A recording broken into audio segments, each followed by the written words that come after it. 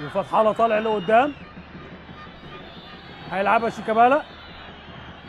شيكابالا ويطلع ابراهيم وتترد الكوره وهوبا وترجع تاني هوبا جوه الجول، جوه الجول، جوه الجول، جوه الجول حسن مصطفى، جوه الجول حسن مصطفى.